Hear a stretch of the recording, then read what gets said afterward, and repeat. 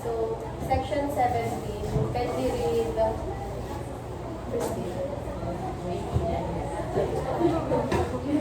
Section 17.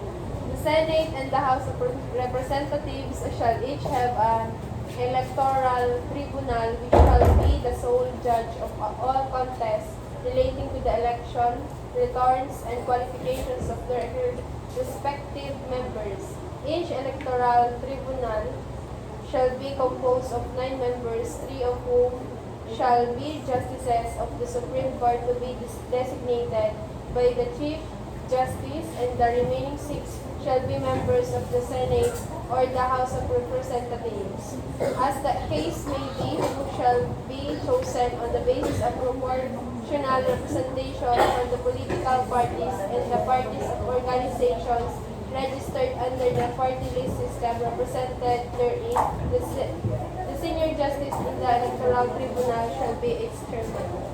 So, sinasabi lang sa Section 17. So, yung tawag daw po sa Senate ng Electoral Tribunal is Senate Electoral Tribunal. So, ang isang example kasi dito sa Section 17 is, halimbawa may nag-file or may nagreklamo during sa election or after election na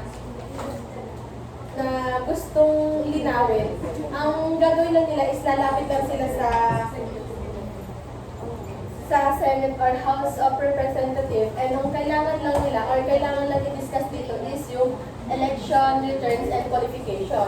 So meaning, yung hinihingi nilang concern regarding sa election is dito lang dapat papasok sa election, returns, and qualification ng representative members.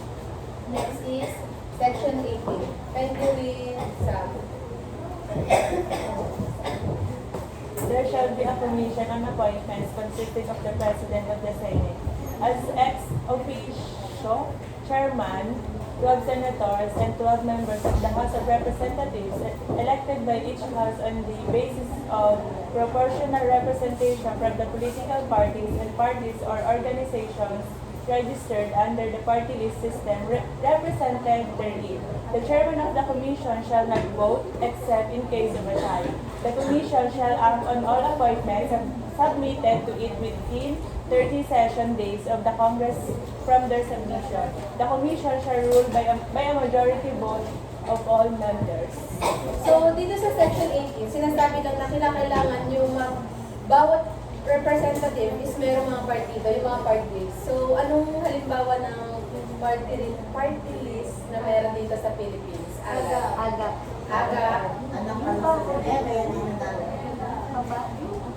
So, yun yun. Sinasabi na meron mga party list na dito, yung mga partido na yun is kinakailangan ng bawat representative is meron nun. So, dito, nabanggit dito yung commission of appointment. So, ano nga ba yung commission of appointment? So, masasabi, ang halimbawa sa commission of appointment is halimbawa si President BBM is meron siyang in-appoint na gusto niya maging Department of Justice Secretary. So, kinakailangan na yung ipapadala niya or yung na-appoint niya ni President is magpasa ng requirements and consent kung saan pinapayagan niya at okay lang ba na gawin ito ang tungkulin ng isang Secretary of Justice. So dito pumapasok din yung check and balance, which is chine-check ng Legislative Department ang trabaho ng Executive Department through giving consent or appointment to the residents. Next is Section 19. Cardinary Angel. The electoral tribunal shall appointments will be prosecuted within 30 days after the Senate and the House of Representatives shall have been organized with the election of the President and the Speaker. The commission and appointments shall be approved by the Congress and the Congress chairman or a majority of all its members. Such powers and functions the authority related to the So, dito naman sa Section 19, so after na ma-elect yung Senate and the House of Representatives, meron silang 30 days para makabuo ng group ng tribunals and commission and appointments. So dito, sinasabi na ang electoral tribunals is sila yung nag-a-assign ng issue about the election ng mga senators and congressman. And yung commission and appointments naman, kagaya na sinabi ko, sila yung nagre-review at nag-a-approve ng mga important appointment of the president. And the next is section 20. Pwede niya rin Bea. Section 20, the records and books of accounts of the Congress shall be preserved and be open to the public in accordance with, and such books shall be audited by the Commission on Audit, which shall publish annually itemized lists of amounts paid and expenses for each month. So, sinasabi dito yung records and books of accountants of Congress. So, nakalagay dito yung dito. So, parang, wait lang, ang sinasabi kasi dito sa section 20 is yung mga records ng books and accounts is hindi basta-basta siya ilalabas, lalo na kung ito ay national policy. And next is section 21, Sandy. The Senate or the House of Representatives or any of its respective committees may conduct inquiries in aid of legislation in accordance with its duly published rules of procedure. The rights of person appearing in or affected by such inquiries shall be respected. So, sinasabi din dito yung sa section na yung the Senate of or the House Representative or any of its respective committees may conduct inquiry or aid of legislation. So, ang ibig sabihin kasi ng aid of legislation is so dito parang pinapakita yung parang pinapatawag yung mga Congress or Senate pag may gusto silang malaman or mangyari sa area na bagay-bagay. So dito din pumapasok na halimbawa yung sa Manila, may gusto nilang alamin kung anong situation ng flood control sa Manila. So doon sa part na yon, mapag-uusapan nila or ng Senate or Congress ang usapin na yon at pwede gumawa or magpatupad sila ng batas regarding sa issue na napag-usapan nila. And next is section 22. Love the joy. Section 20.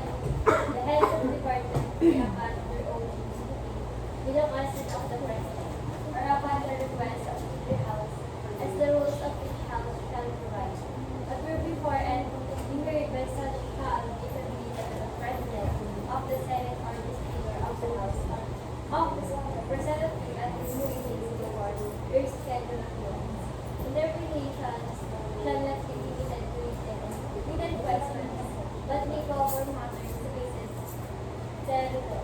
When the security of the said states or the public interest so warrants and the residence of the states rightly, the appearance shall be conducted executive session.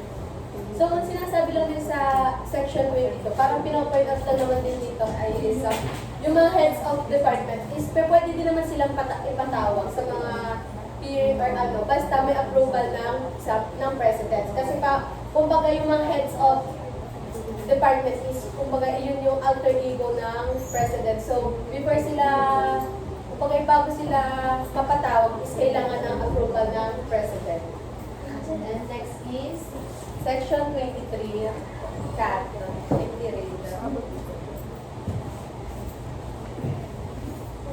The Congress by a vote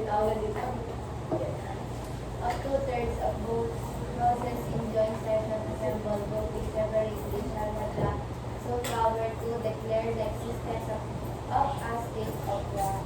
So, dito lang naman sinasabi, madali lang to, sa section 23, kumbaga, Congress lang yung magsasabi na, yung para magde-declare na may war na sa Philippines. Like, uy, nagkagarahan na dito sa Philippines. Kumbaga, Congress lang yung may power to declare the existence of the state of the war. So, next paragraph, Alan, can you read? In times of war or other national emergency, the Congress may by law authorize the President for a limited period and subject to such restrictions as it may prescribe to exercise powers necessary and proper to carry out a declared national policy, unless sooner withdrawn by resolution of the Congress. Such powers shall cease upon the next adjournment thereof. So, kagaya ng sinabi ko na yung Congress lang, yung may power para masabi na may gera na dito sa bansa or sa isang bansa. So, dito naman, sinasabi na once na meron ng gera, so dito nga sinabi na yung Congress lang yung may power para malaman or para masabi na may ginagera na or may gera na nagaganap. So, dito naman, once na meron ng gera na nagaganap, ang Congress is meron din silang power para bigyan yung President ng authority para kumbaga binibigyan, meron silang power na bigyan yung President ng chance na magbigay kung anong dapat gawin or like national policy sa times ng gera. And last, section 24, when you read, Christine.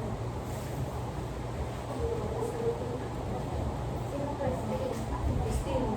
Section 24, all appropriation, revenue, or tariff bills, bills authorizing increase of the public debt, bills of local application, and private bills shall originate exclusively in the House of Representatives, but the Senate may propose or conform